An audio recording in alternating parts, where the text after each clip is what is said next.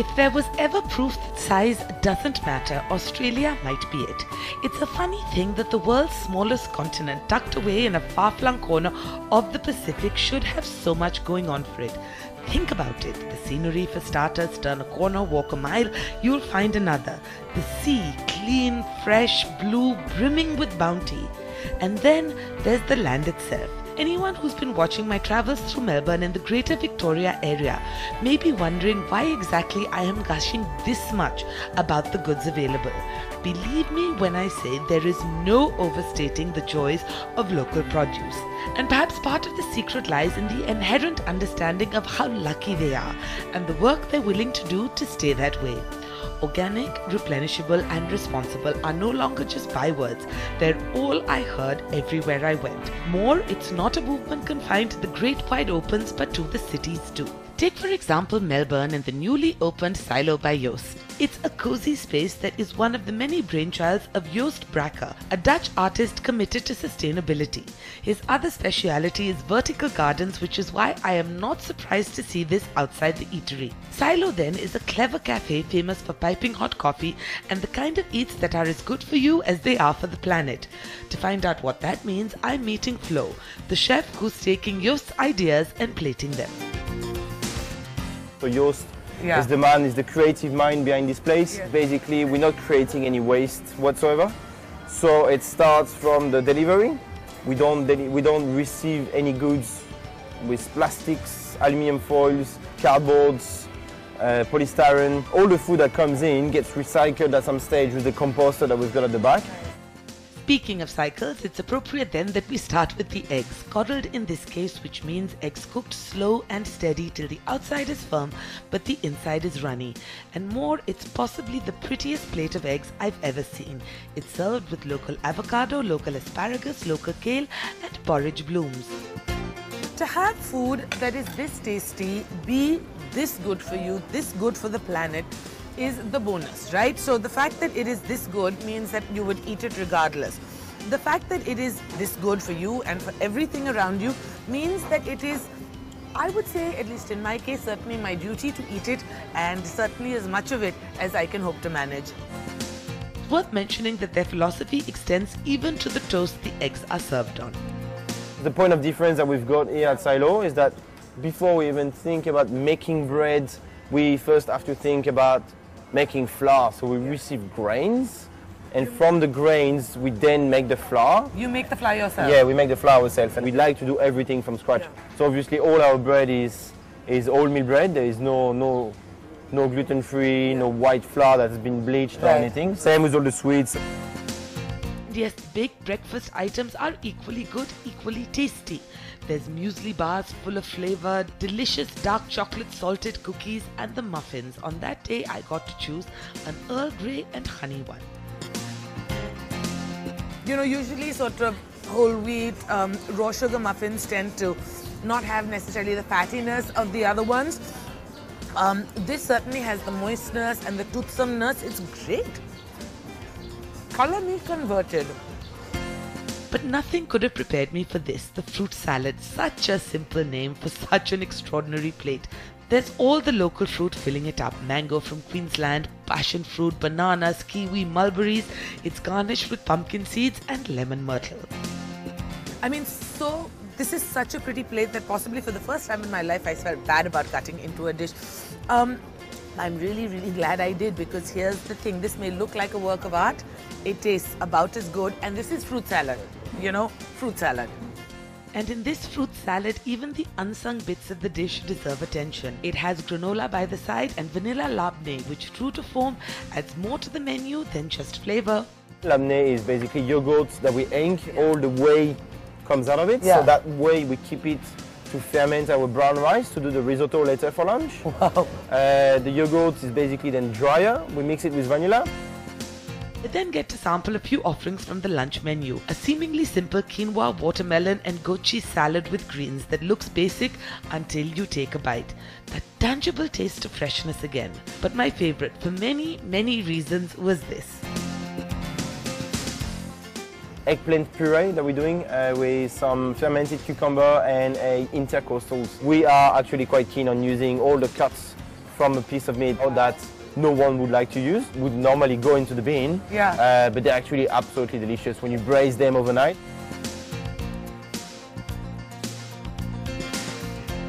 I'll tell you, it's a wonderful feeling to know that even if I can't work my way through everything that I have been served, and let's face it, who could, that not one piece of this will go to waste. It will be put to use. It will come back in some form or the other and be served up again. I mean, really, I have to say, this is the sort of place that we could take more than a few lessons from. So there you have it, responsible eating of the best possible kind. Except for possibly one other. That Australia has fauna particular only to its lands has been well established. That it has flora too, unique, edible and unchanged in some cases, is perhaps not as well established.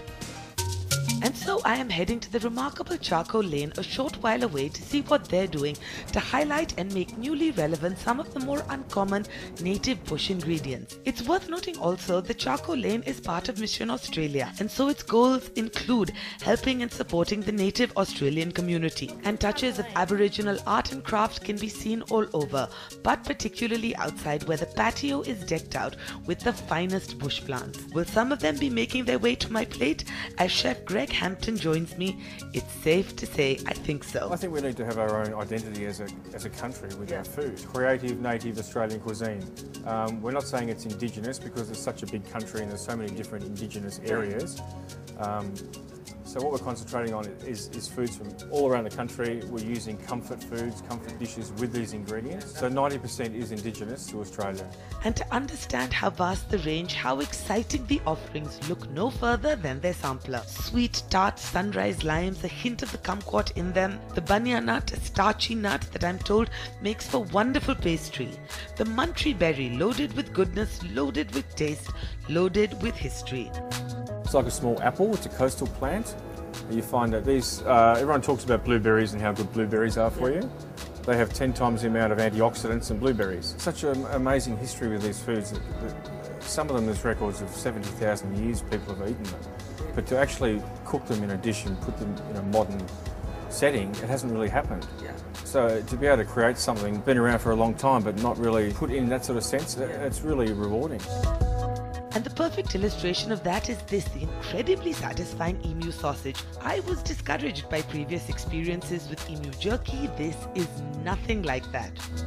Alright, so I have gone my entire life up until now without knowing the joys of delicious emu sausage.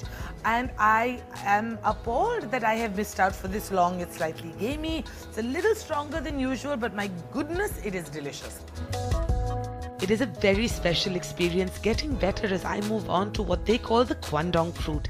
It's delicious, on its own or in combination.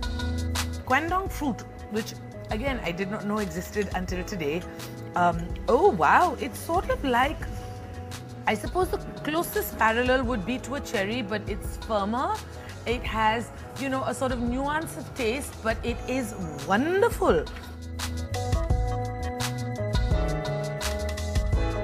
Well, the main thing is with all the fruits and everything like that, a lot of them come from arid areas of the country, which means the fruits are smaller and they're packed full of nutrients. Sad thing is there's a lot of knowledge that's been lost. I know. You know, what we're doing is we're trying to dig up that knowledge and we're trying to revive it. This is the culmination of 20 years of playing with these different foods. 20 years, huh? Yeah. I would have to say it's worth it as I move on to the camel chorizo. That's right, camel chorizo. Who knew? Australia has a wild population of camel, more than anywhere else in the world. So the idea is that we're using animals that are here that aren't necessarily a problem, but they're not meant to be here anyway. Right. But we're using that as a resource rather than wasting that. Look at that, you learn something every day, like how delicious Australian salmon is. They serve theirs two-toned. The rim has been cured with beetroot. It sits like a lovely rose atop a salad of sea parsley, butter beans and purple Congo potatoes. Tell me that's not gorgeous. And it just gets better and better. Wallaby is next, that kangaroo cousin served with gravy, sweet potatoes, a native spinach parma ham and a bright red and beautiful steeped flour. So this then is something known as Subderifa calyx. Colloquially, I'm told it is referred to simply as the rosella flower. I granted do not know much about it other than that it is very beautiful and that it is even more delicious.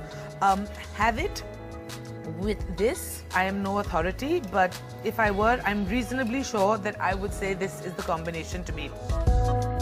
The kangaroo is up for grabs next. It's not quite as gentle a meat as the wallaby, but the way it's done here with farro and tamarind leaves, well, count me a fan. It's sort of like worlds are opening up with every bite. Habits, traditions that you didn't even know existed. And I don't know if there's much more you can ask for a meal than that. Probably that it tastes good, which I can attest it does. So really, as experiences go, this is pretty close to perfect. It's a wonderfully thoughtful way to make relevant all the things we so rarely hear about. Products full of flavor and goodness that work as well today with all the demands of modern cooking as they did thousands of years ago. And proof we're more needed can be seen in this. The desserts, a lemon myrtle flavored panna cotta with a chocolate plum swirl and wattle seed tuile. From the rest of the world, and Aboriginal people never really practiced horticulture, agriculture, so our fruits haven't changed for thousands of years. So every basic citrus you know in the world has come from ours. Imagine that, and also the extraordinary sticky pudding with muntry berries. It's again the perfect illustration of what they're doing. At this stage, I'm probably supposed to say something, you know, insightful, something interesting about the dessert, but let me just put it this way. I will just describe it, okay?